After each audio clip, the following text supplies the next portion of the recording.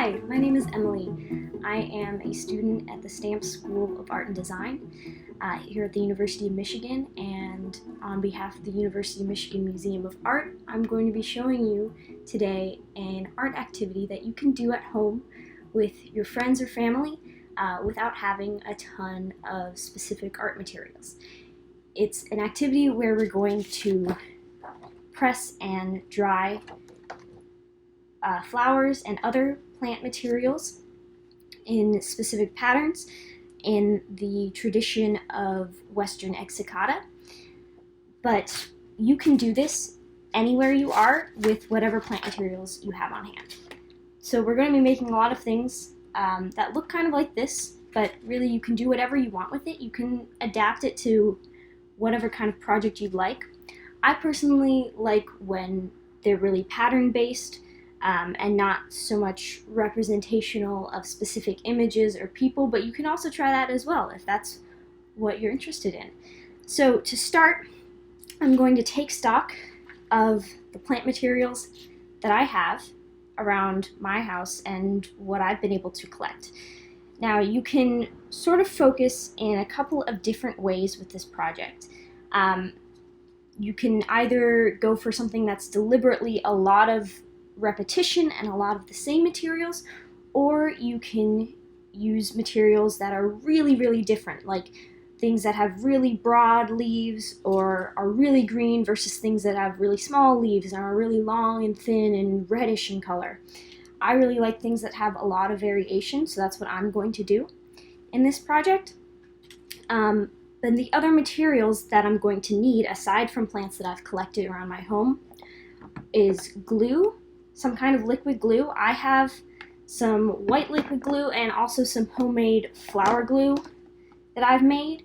And that you can make really easily just by boiling together flour and water and mixing that up. And that usually keeps for about a month. And you can use that as well, and it's a more biodegradable way to make glue and use that in this project if you're so inclined. I also have a wooden dowel. You can also use a popsicle stick, a toothpick, whatever you happen to have on hand, paintbrush if you have it, the end of a spoon, a chopstick, just something to apply glue to your plants. And then I also have scissors here. These are optional.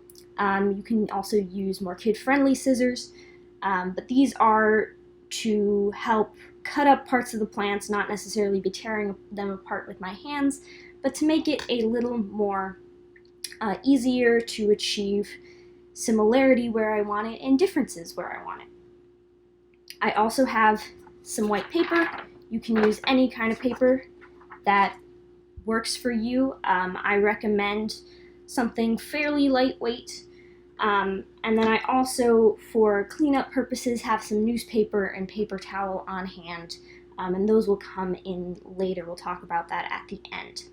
Now to start this project, I'm going to choose a shape because I like patterns, and for me, patterns always start with some kind of set shape. For this one, am going to choose a triangle because that seems pretty simple but can easily evolve into something else. So I'm going to create a basic start with a triangle, and to do that I'm going to look at what materials I have. And I've got all of these materials, and some of them are really sturdy, some of them have long thin stems, some of them have a lot of little small parts that complicate the vision, and I'm going to go with something that's a little longer and thinner for this. You can do this in whatever way you want, but as you can see, I'm going to be putting down all of these parts of it first before gluing anything. And that's generally how I'm going to be working on this project, is I'm going to go in layers, adding more shapes to it as I see fit, and I'm going to put layers down and glue and work in layers of planning it out, putting things down, and then gluing them. Now one thing to keep in mind is if you have pieces that are really big or really thick or really wet pieces of plants, flowers, berries, whatever, those will press, but they will take longer to press, and you want to be really careful what's being pressed down. For instance, I have this dandelion that's really thick, and I want to press it, and I can absolutely do that, but I want to make sure that I have all the petals facing up the way I want them to when it's pressed, because I got to be really careful, because I'm not going to be able to really check on that when I'm leaving it pressing for a while to make sure that it's being pressed the right way. And I also have to keep in mind that things that are thick are going to be harder to glue down, and they are not going to necessarily stay down on their own with as little effort. Now, as I mentioned before, I want to be really careful, really deliberate, really exact with where I have differences in my composition and where things are the same.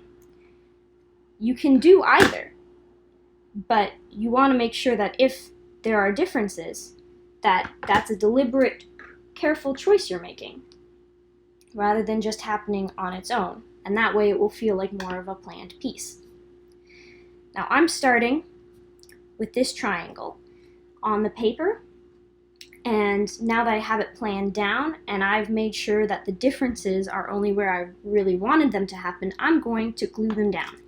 And how we glue these down is we're going to take some of your glue, and you're going to want to glue down all of the really thick spots and the stiff spots, like along the stems of whatever piece of plant you're using, but you also want to make sure you're getting a good amount of the edge too, so that it stays in place. Now keep in mind that this will also have something on top of it, like a book or a heavy box, so it's not 100% necessary that you glue down every single bit. But as I continue, I want to be really careful that I'm also only gluing on the actual plant or flower itself, and I'm not necessarily having a bunch of glue seep out onto the page. Now if you do have a bunch of glue seep out onto the page, or it gets a little messy, which is absolutely fine, it's going to be okay. If it's a lot, you can wipe that up with some of your paper towel or newspaper, but you can also choose to cover that up with more plants later on in the process. It's a process that really is responsive to whatever's happening, so you can decide to change what you're doing. You can add things to cover things up, and that's totally fine, that'll work. But you can also just make sure that it's generally being hidden, or it doesn't come into necessary direct contact with your book or box or whatever you're using to press, and we'll get to that in a second. So I'm going to keep working like this in layers. I'm going to choose things that I want to have overlap. I'm going to decide when I want things to overlap, when I don't want things to overlap. I'm going to keep in mind the energy of the composition. What I'm talking about is a bit of how big things are and also how close things are together. Things that are close together but aren't touching are going to have a lot of tension and a lot of energy between them. That's not necessarily a bad thing, but what it means is that it's going to have a lot of visual interest, and you want to balance that throughout your composition. So you don't want it to all be really, really tense unless that's what you're going for, but you want places where it's more calm as well, if you want something that's going to be balanced and feel like more of a cohesive piece. So I'm going to keep these things close but not actually touching the other plant, because I want a little bit of that tension there. But maybe in other parts of this composition, I'm going to have things that touch each other to balance it out a bit. And what I'm also keeping in mind here, as I'm putting down leaves that have two different sides, is that the two different sides have two different colors. And when they press, they're going to press and change color. And when they change color, you won't necessarily be able to control that or control how much they change color or what color they change to, but I can tell you that different sides of leaves, just like when they aren't pressed and aren't dried, are going to have different colors based on what side of the leaf they are.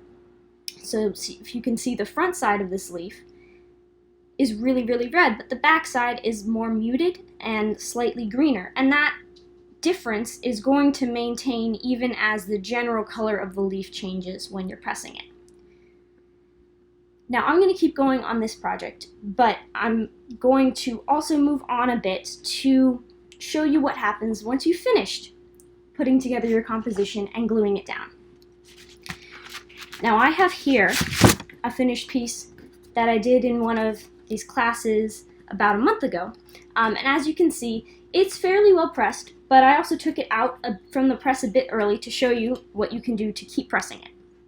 Now, there's still a little bit of glue on it, and that's fine. Really, it's just part of the process. You get better at being exact and putting down less glue the more you do it. It's very much all about practice. But in order to press this, what I'm going to do is I am going to take a somewhat absorbent-ish paper material. I recommend paper towel or newspaper if you have it. Otherwise, something lightweight like wax paper. I have newspaper on hand. That's my preferred method, but you want some kind of paper, some kind of barrier between your piece and whatever box, books, things that you're putting on top of it. This is because the moisture needs somewhere to go, and if it doesn't really have somewhere to go, it's not going to press as well or dry out as well, and then you're going to have further changes in the plants even after you've pressed them. Now I've got this newspaper that tends to work well in being lightweight but also somewhat absorbent of the moisture. And I'm going to put that down on top of my piece, making sure that all of the sides of the piece that I want laying face up are laying face up. I'm going to put that down, make sure that it covers the entire piece, and then I am going to take some heavy books and put them on top of the piece. You're going to want a lot of pressure. If you don't have a press at home, which most people don't, I don't, then you want to have several heavy books, heavy boxes, something that's giving even, consistent, flat pressure across the entire thing. And I am going to use some books because that's what I have on hand. But what you're going to do once you have that pressure in place is you're going to want to let it sit and leave it for at least 2 weeks.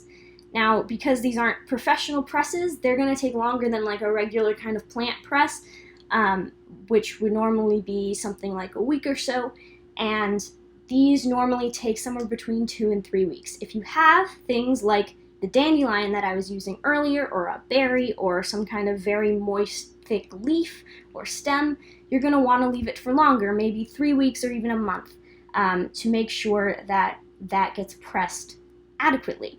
Now, if you check on your piece, that's not the end of the world. Feel free to check on it after 2 weeks and see if you need to keep pressing it. That's perfectly fine. In fact, a good method of just checking on where your work is at.